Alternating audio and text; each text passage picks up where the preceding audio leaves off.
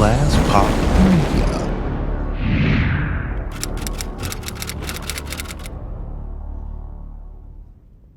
Sin City Radio.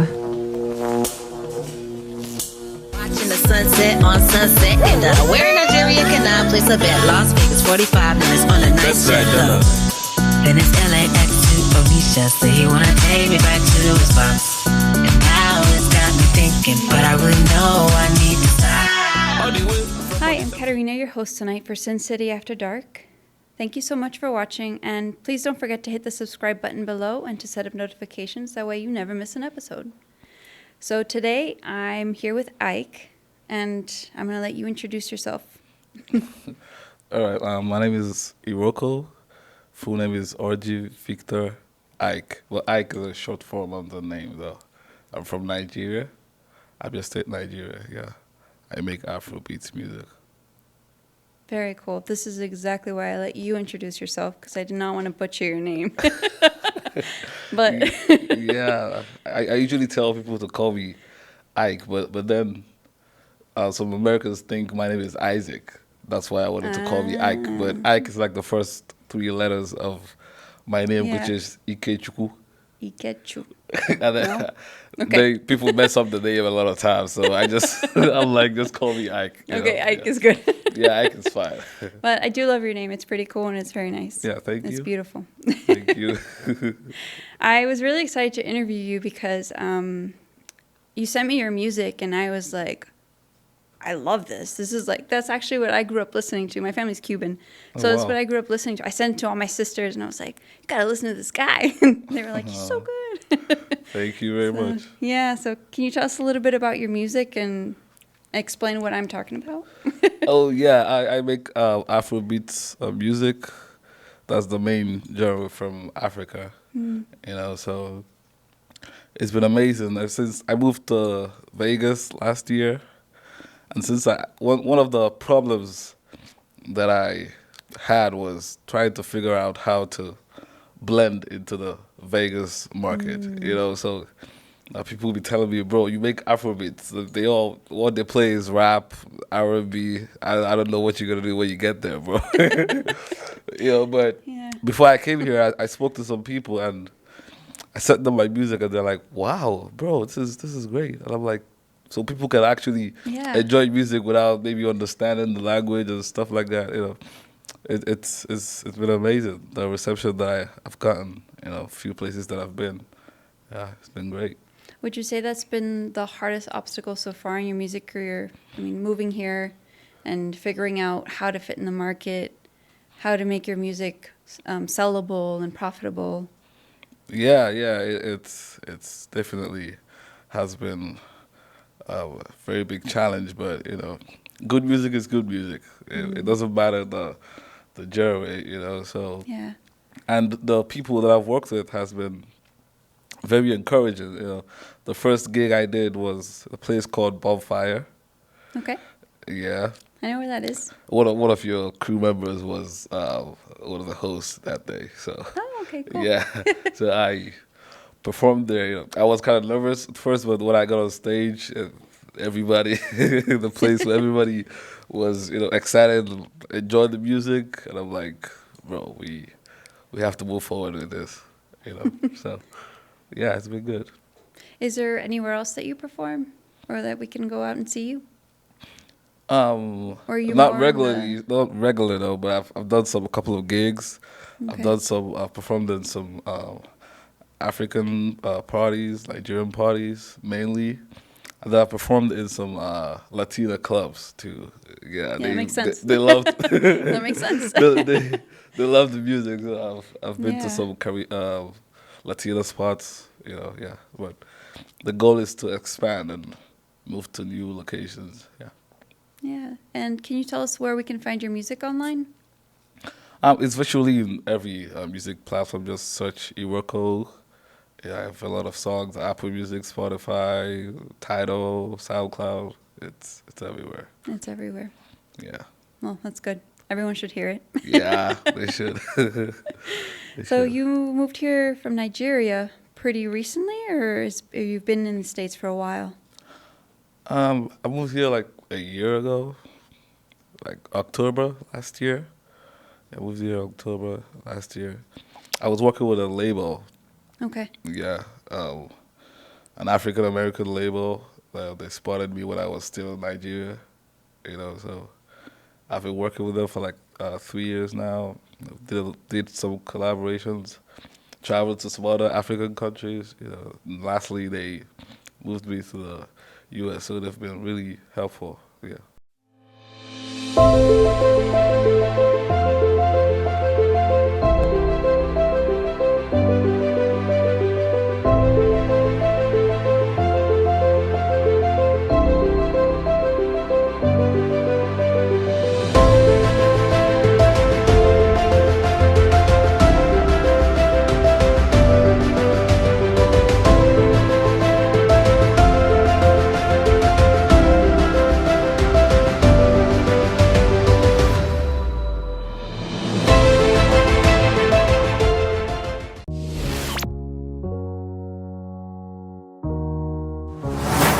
Hello, everyone, and welcome back to the podcast. Today, we're diving into some really exciting topic.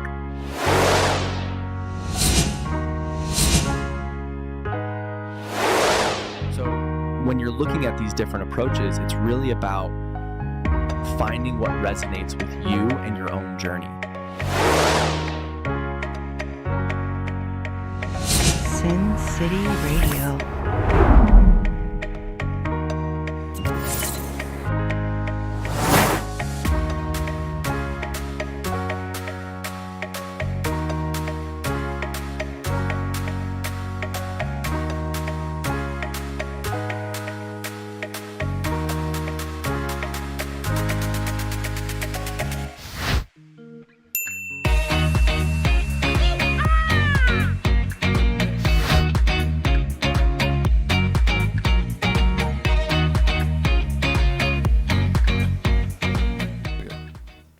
So that's really why you came here, because of your record label. Yeah. Okay, That's, okay. Yeah. Yeah. Do you miss home? Yeah, I do. I miss some aspects of home. I miss the food. I miss the music, obviously. I miss the people. But I still I'm enjoying my current environment, so I'm not complaining. Yeah, it must be exciting to see your dreams coming true. Yeah, it is. It is. Absolutely. The reception that I got is one thing that I never expected, that people would enjoy Afrobeats over here, So the next thing I'm looking forward to is to collaborate with American artists, from all walks. America is very diversified. There's Latina, there's Asians, so looking forward to collaborate with American artists and see how that goes. Very cool. Yeah.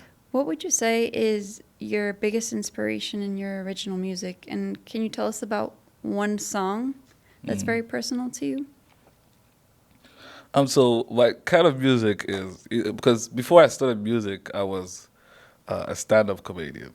Oh, In college. When I was in college, I was were you good? Yeah, of course I was very good. I was very good, but then I came from a musical background. Okay. My dad is a preacher, also Okay. a singer, so our church band is filled up with members of my family. Our youngest brother plays the drums. I play the piano. My other brother plays the bass, and then I play the piano and then sing along.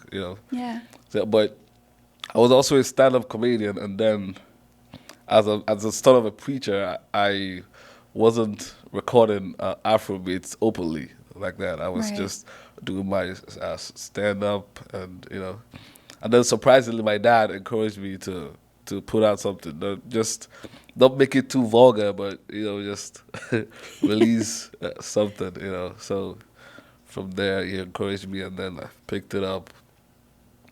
And after my first song, I got signed after dropping my first song. Wow. Yeah, so. What's the name And that first song, that's the one that is really special to me. The name of the song is Nobody Well. nobody well means nobody is okay. Like nobody is 100% okay.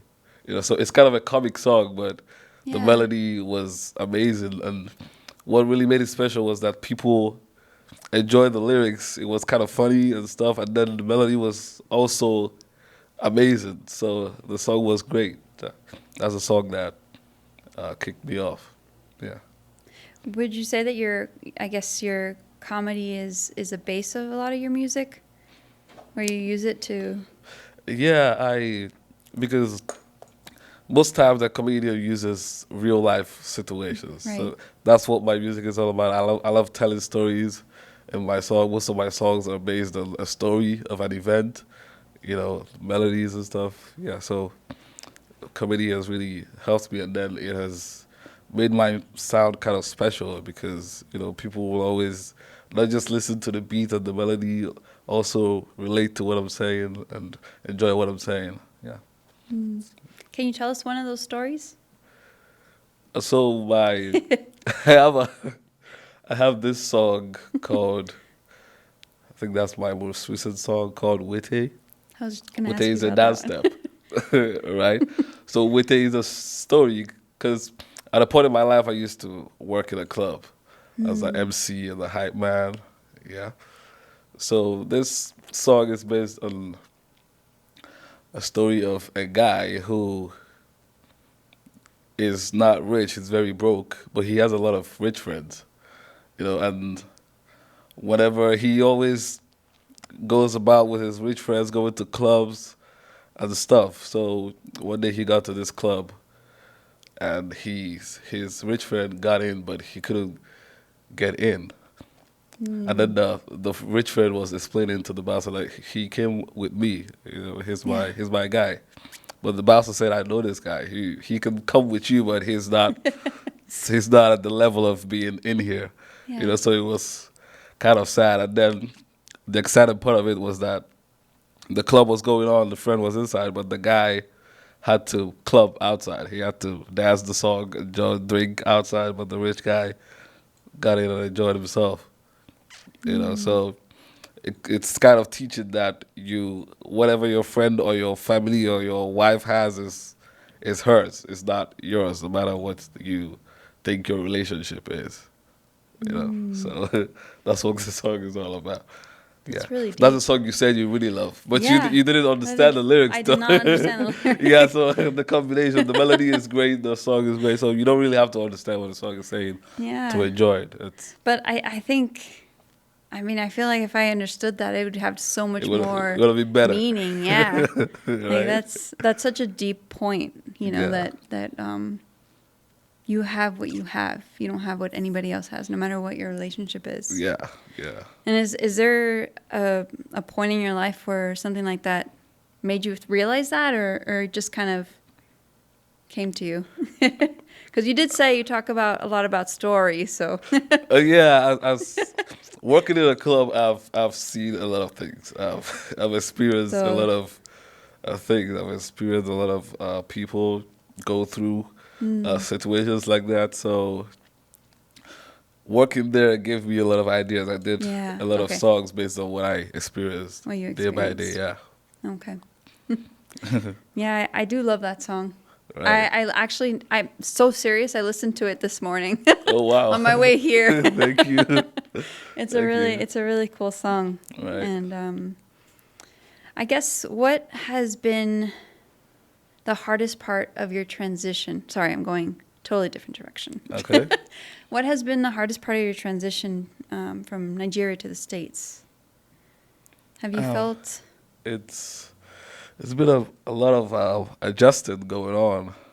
Yeah. You know, I had to adjust to a lot of things, not just the music, the weather, the food, the people.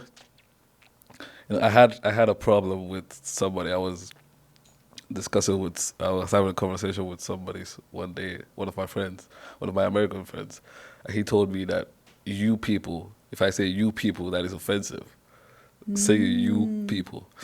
And I've used that a lot of times. Like, it's common in Nigeria. You can say, hey, you people should come around.